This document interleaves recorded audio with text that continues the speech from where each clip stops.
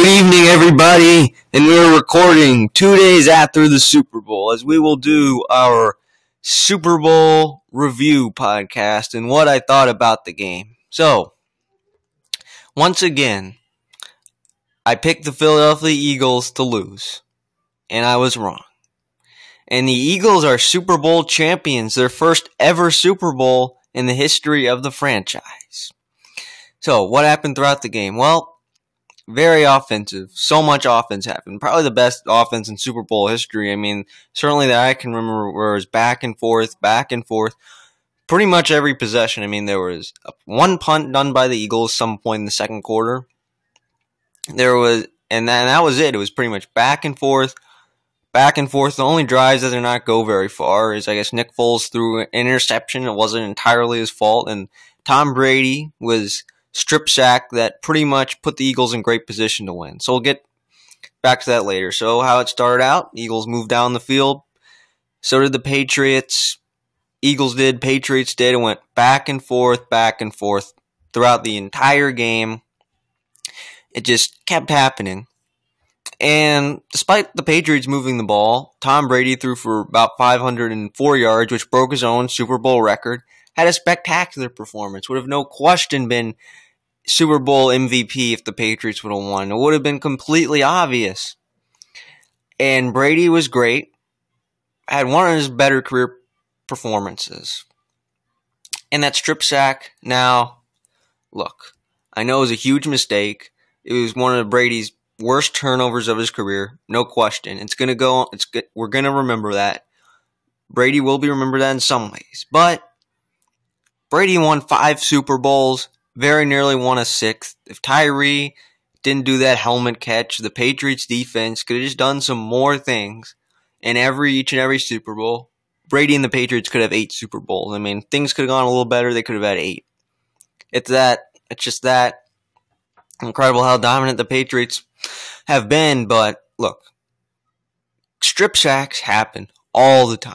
Every quarterback who has ever made it to the Pro Bowl, every quarterback that's had an MVP season, every Hall of Fame quarterback, it just doesn't matter. You're going to be strip sacked. Favre was strip sacked many times. So was Breeze. Manning.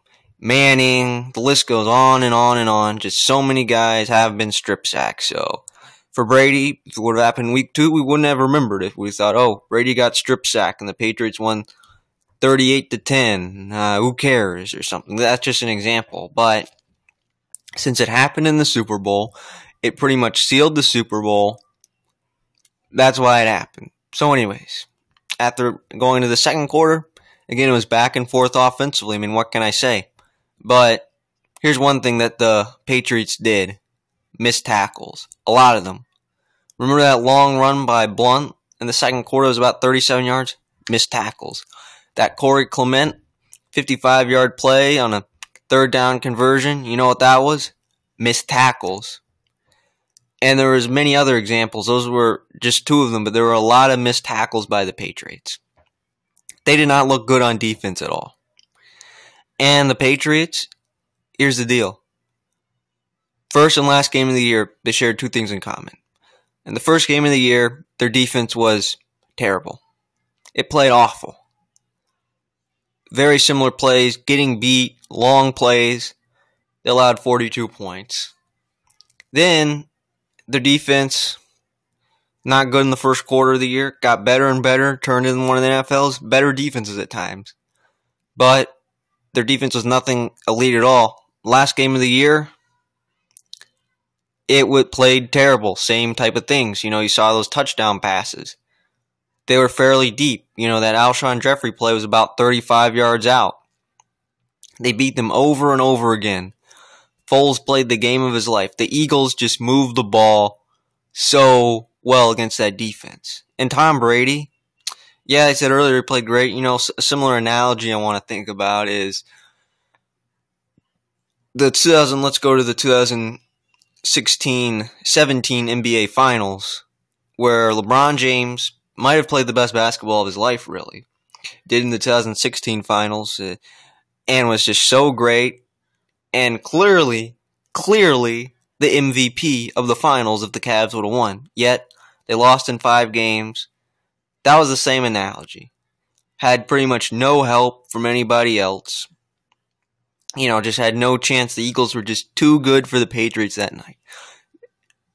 And by no means, the Eagles had their defense was one of the worst any defense has been in Super Bowl history. I mean, both of these defenses were, but just the Eagles offense didn't make as many mistakes. Yes, Foles threw that interception, but here are the main things that cost the Patriots. Second drive of the game, I believe. They drove down the field once again. 26-yard field goal, chip shot, could have been a touchdown. The Patriots had to kick a field goal on their first drive of the game. Up, bad hold, missed it. Then the Patriots also missed an extra point. They kicked other field goals, so they could have done more on offense. I mean, I don't know. As good as their offense won, they left some points off the board that they could have had. And that's the way it was. And look, the way Brady played, into the second half, led a 90-yard drive, 2 minutes to go, as the Patriots cut it to 3, just needed to get a stop. Eagles just drove right down the field, including, as I mentioned earlier, that third down conversion. And then here's one trick play that happened. 4th down, 4th and goal to 1. The Patriots had an opportunity to stop them. So it was handed off to, I think it was Clement. It was a direct snap, and then Trey Burton threw a 1-yard touchdown to Nick Foles. Complete trick play, which, going back to earlier, the Patriots tried to do something very, very similar to that.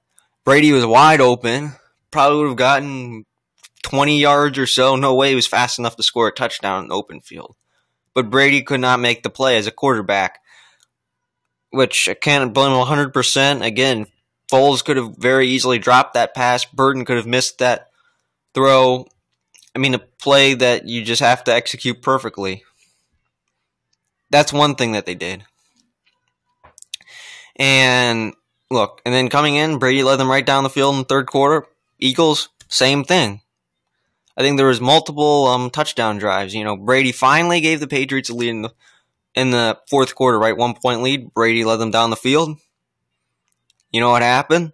Eagles did the same thing, right? And finally, when the Patriots had a chance, that's when that strip sack happened. The Eagles used 7 minutes of clock, about 9.5 to about 2.5. And the Eagles kicked a field goal, went up by 8. Brady tried to lead them the drive. That was it. Hail Mary for the tie. Didn't happen. Didn't convert. The Eagles just outplayed them. And that Brady, again, with Brady fumbling, that strip sack by Brandon Graham, the captain of the defense, that great defensive line, towards the end of the game, they finally did what we thought they might do. They came on, and that's the reason why they won. Was that towards the end. And that strip sack happened. Unfortunate. All-time great. Probably the greatest of all time. I thought the Patriots were going to win at that point. I thought Brady would lead them right down the field. Didn't happen. Didn't go as envisioned. But that's not the only thing. You know what the Eagles did throughout the game? They converted third downs. You saw it throughout the game. Third down, conversion. So many third down conversions. That's a big reason why the Eagles won. They did little things like that. And they did not have any costly turnovers. Well, that interception could have made a difference. But it was amazing. At the beginning of the year, this is what I like about the NFL. This can happen sometimes. I did not think the Eagles would win the Super Bowl at the beginning of the year. I did not think so. I thought, you know what? Look at this NFC East. And it's possible the Eagles could finish in last place again. I think they'll take some steps, maybe the third place team. But I knew the Cowboys being 13-3, and I looked at the Giants like, wow, you know what? I'm going to make this call. I'm going to have them go to the Super Bowl. I failed pretty miserably with that. Sure did. But other factors. And going into the playoffs, or even a little before the playoffs, go back to week 14. Wentz goes down, I thought they go from Super Bowl contenders to, you know what? Who knows what's going to happen? I don't think I trust Nick Foles. And after that, and played well against the Giants. And then, look, 16 and 17. Foles did not play well at all, and neither did the Eagles offense. They couldn't do anything. So going into the playoffs, seeing what they had done, I decided, you know what? I have no confidence in this Eagles offense at all. I have zero confidence in them. They're not going to beat Atlanta. There's no way they're going to beat Atlanta. Well, Doug Peterson drew up a really good game plan going into that Eagles game, or going into that Falcons game. They did just what they needed to. They did short passes. They did some nice runs. They just moved the ball down the field, settled for field goals, made key defensive stops. They did things that the Falcons didn't do. Their offense just outplayed them, and they had made a huge goal line stand. For one, to beat the Falcons there, thought, okay, they got away from that game. And looking at the Vikings, we knew their defense was great, right? And then, they unraveled in the fourth quarter, but I thought, you know what? Is this going to carry over, that Vikings defense? Is this a trend we're going to see? But again, this is the Eagles. You saw the way they played against the Falcons. I mean, that's a pretty good defense. That could be getting better. That could be a really good defense next year. But the Vikings was the best in the league, and they were a team that could win a Super Bowl with defense. They scored 38. I was shocked. Foles had the second best game of his life right there. Threw for well over 300 yards, I think 3 touchdowns. Really hit the deep ball really well by beating the Vikings, right? And I thought, wow. And in this game, I thought, okay, this is the Patriots.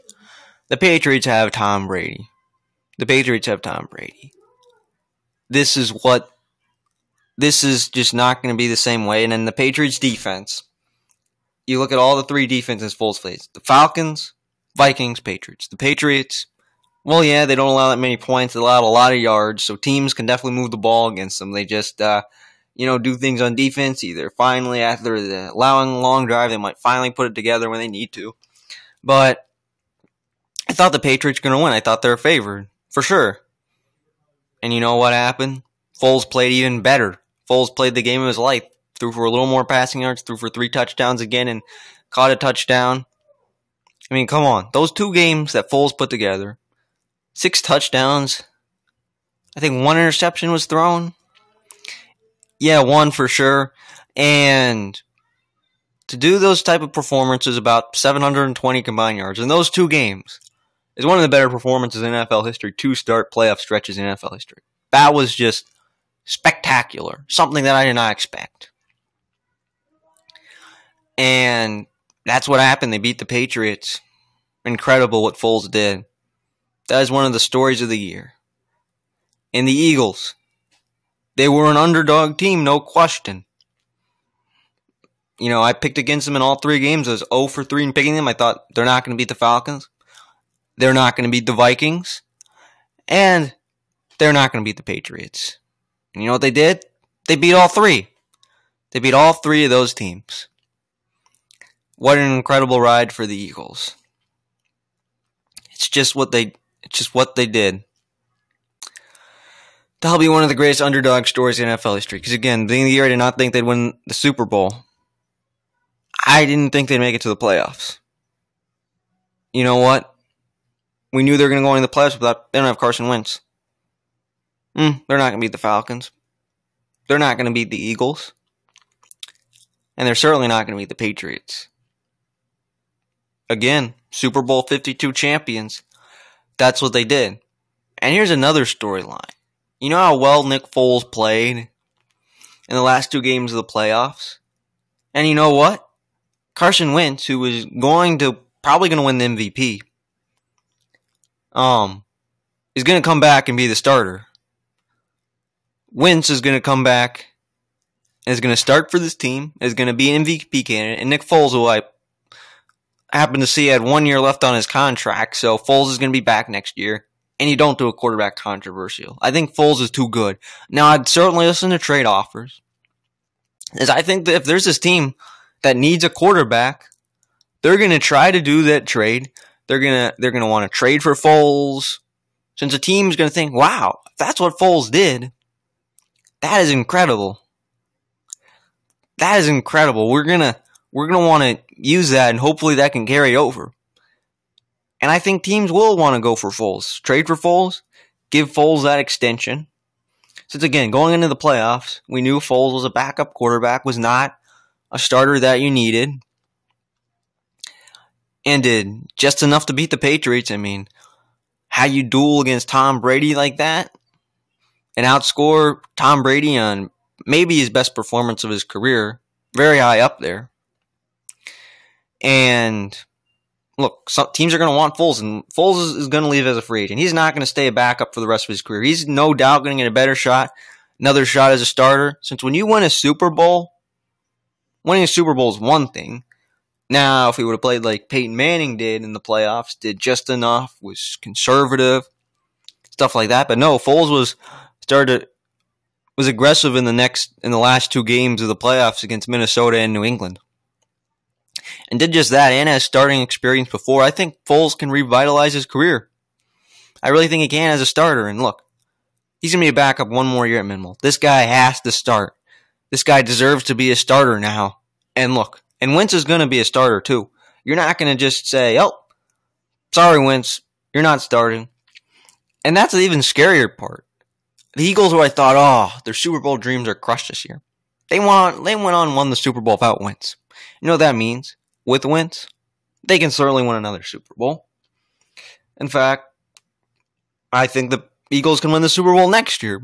I think they'll win multiple Super Bowls with Wentz. Wentz is going to be a Super Bowl quarterback. He's going to win MVP. I think he might be he might be the next great quarterback in this league, the next all-time great. I really do. And one player I felt good for was LeGarrette Blount, who was not re-signed by the Patriots since the Patriots were not willing to pay Blount, give Blount a raise, and Blount did not want a pay cut and went over to the Eagles in those two runs. You saw that 35-plus yard run and that 20-yard touchdown run. You could see that Blount really wanted to beat the Patriots, beat his old team. It was just incredible. The acquisition of Alshon Jeffrey, who I thought had quite a good playoffs this year. Really made some plays, including in the Super Bowl. Just incredible. And you saw the way their line played. Incredible. Foles was not sacked once. I don't think there's a time where he's particularly close to being sacked. I don't remember. Was not sacked at all. And that was just incredible. And to look at that, wow. What a team. What a team. So for the Patriots, what's next for them? Well, we know Brady's going to be back. I think Belichick's coming back. I think they could win another Super Bowl, but time's running out. This was a golden opportunity to win a Super Bowl. They didn't do it. Brady's yet another year older. Is going to be 41. Belichick's going to be 56. And the defense, man. The defense. Played terrible in the Super Bowl. Played about as bad as any team defense in Super Bowl history. I mean, so did the Eagles. But look, the Patriots, when they lost games this year, certainly against Carolina, certainly against Kansas City, and certainly this game right here in the Super Bowl, played terrible defense. That's how they lost the Super Bowl since, they were without Hightower. We knew they'd be without him. I don't know how much of a difference that really would have made, but just the missed tackles. If they would have made those tackles, maybe that's a punt. Okay, that's a punt. Maybe that's another punt. Maybe that's, I don't know. But if the Patriots would have made those tackles, they may have won the game. The defense is the big reason why they lost the game. It cost them. And their defensive coordinator's gone. Patricia's gone. I don't know who the next one will be yet. It has not been announced yet. But they're going to have to figure out how to do that defense. And another defensive thing the Patriots didn't do. Malcolm Butler, who, looking at the Pro Football Focus grade, he was down this year. I knew he was down, but I still thought he was a solid player. And Butler said after the game, should have been in. I think Butler should have been in since, Eric Rowe, who replaced him, got beat a lot on the first drive and got beat for a touchdown. Did not play very well at all. Sure, he redeemed himself, but doesn't matter. They lost anyways But if Butler was in, who knows? Maybe things would have been different. Maybe they wouldn't have thrown the ball to Jeffrey as much. Maybe they would have had less points. So again, I don't know why Butler didn't play. It's hard to say. I mean, I guess the Patriots coaching staff thought, you know what? Doesn't fit this matchup. Doesn't fit this. just did not fit the way we want to play against the Eagles. I don't know, but after all those Butler rumors to New Orleans last offseason, Butler's going to leave. I don't think Butler's coming back at this point. He's really mad at the Patriots right now. That guy who made multiple Pro Bowls, a key part of the previous 2 Super Bowl teams, and you didn't even play Butler, which I thought he was a key piece in this defense going into this game. I really did. I mean, I knew he was down for sure, but you took out your second best corner, and that might have cost you a little bit too. So the Patriots do not have any impact playmakers. I mean, they were playing backups, defensive backs, didn't work at all. They did not play very well. And is the dynasty over? Not yet. Look, in terms of the AFC East next year, Dolphins, no. They're not even anywhere near as talented. Bills, no. Jets, no. No one is anywhere close to the Patriots. They're going to win the East next year. That is no question. In terms of the Steelers, they're hungry once again. I think the Steelers will be their biggest threat. The Chiefs, for a while, the Chiefs looked like a threat, but after trading Alex Smith, I don't know. I mean, they could be anything. They could be great next year. Mahomes is ready to go, sort of like Wentz in year 2, or like Russell Wilson. Maybe the Chiefs are good enough to overtake them, but I don't have complete confidence in their defense. I don't know. Maybe the Raiders. Maybe this is the year they really bounce back with John Gruden coaching. Who knows for sure?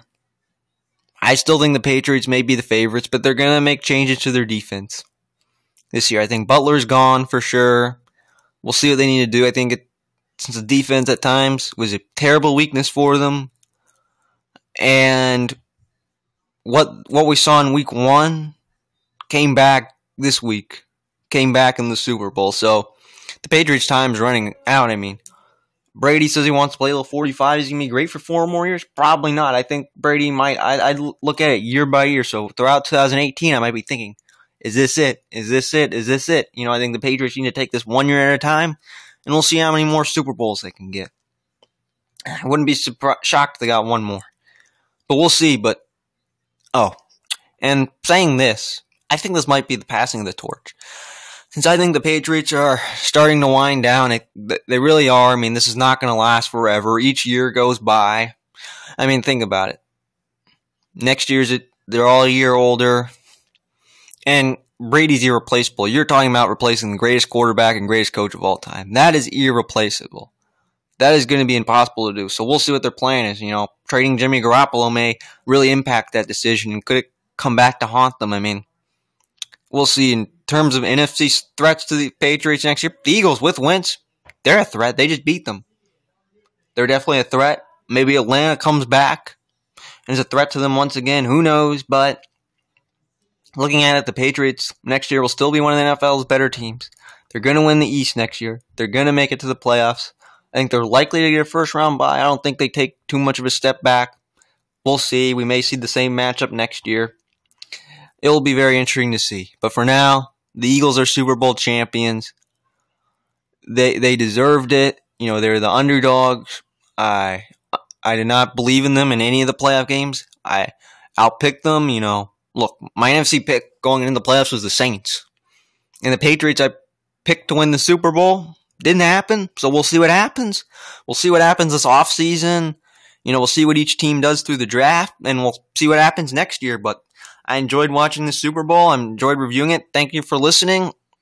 And in terms of NFL podcasts, if any interesting news stories break out, I may comment on them, see what happens. But for now, my NFL talk goes way down in February, March, April.